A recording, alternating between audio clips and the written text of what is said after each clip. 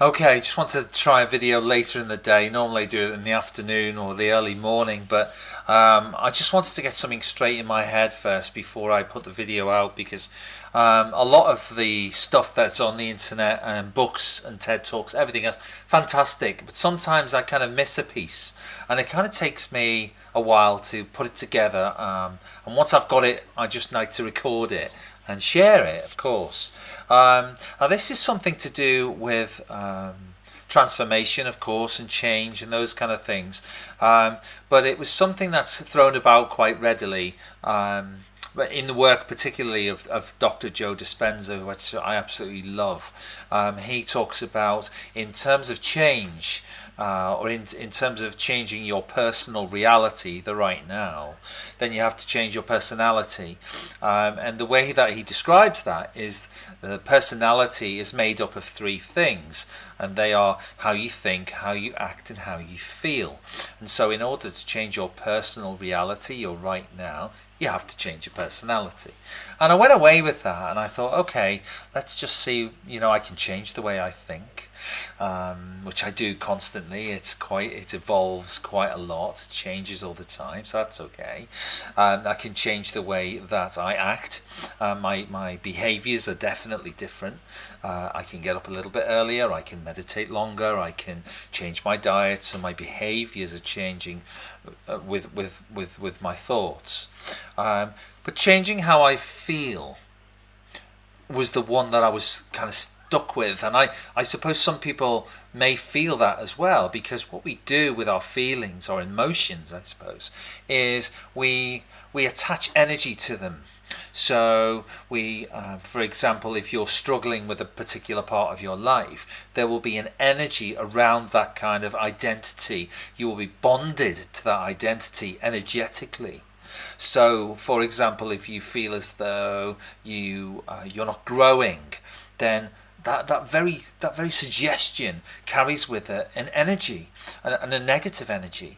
And so trying to switch that, trying to change that energy is the thing that I've been sort of struggling with, because ultimately I think you've got to have the three things. You've got to have how you think, how you act, and how you feel, all in a row, so that you can transform and transcend that part of your life, that bit that you're struggling with. And so the way that I sort of come around to it, and the way that I'm sort of following this, is that you need to admit. You have to say that you are struggling. You have to freely admit. You have to be quite humble, and you have to look at the element of your life that you're not particularly good at that time, or you're not producing the required result that you want. So say for example in a relationship, you've got to say, I've been a little bit selfish here, or I haven't been as compassionate as I could have been. I've not said I've said a few mean things. I haven't been as kind as I could be. And you kind of have to really get to grips with that, and you really have to want to change that. You have to get to the point where not only are you admitting it, but you're declaring it. Either to your partner or to your friends or to colleagues, to yourself out loud in the shower, whatever it is. So you're admitting it and you're declaring it. And then we get to the point where, and the critical point, I think, is where you try and, to quote Gwyneth Paltrow and Chris Martin when they separated, you have to consciously uncouple from that bond that you have with that identity. You've got to unpick the fingers, the grip that you've got on this particular identity, because you've got to get away. You've got to take that energy that you're using to cling to it, in order to direct that energy, that raw material, elsewhere. So we admit it, we declare it, and we uncouple from that identity.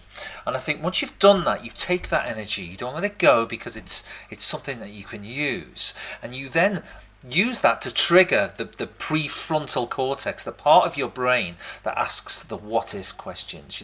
What would it be like if I was actually kinder? What would it be like if I was a little bit more considerate? What would I say? What kind of conversations, what kind of language would I use? And then straight away you're into a different space. You're into a space where you're manifesting. It's to use something called Hebb's law, is where you're firing and wiring neurons, neurons that fire together wire together. So you're creating this what if kind of place that you want to go to, and you use that in your meditations. So this kind of changing the way you feel can be done, but it takes humility, it takes a lot of honesty, and it takes it's taking the energy that you've used to cling to that negative space and place it in a completely different direction. And this is for me where it all fit together, because we talk about heart-brain coherence, and this is where I think you get to the point where you actually you're getting somewhere. You're bringing what your heart wants into it. I talk about that a lot, but this is where you start bringing the brain into it, so they're starting to fire in unison. So you're doing the what if up here. What would it be like? What would it feel like? Who would I be? How would my body posture change? Because it does, it changes when you're in a kind of an energetic state, or a state of potential. Then I think what happens is things change, physically change, and I think that's the key, that's the cue that you've got a heart-brain coherence going on. So I wanted to share that, I wanted to get it down, I wanted to get it out, so that it could be useful to someone else who may be feeling a little bit stuck in their manifesting. You've got to change how you think, you've got to change how you act, and you've got to change how you feel, and changing how you feel can be done.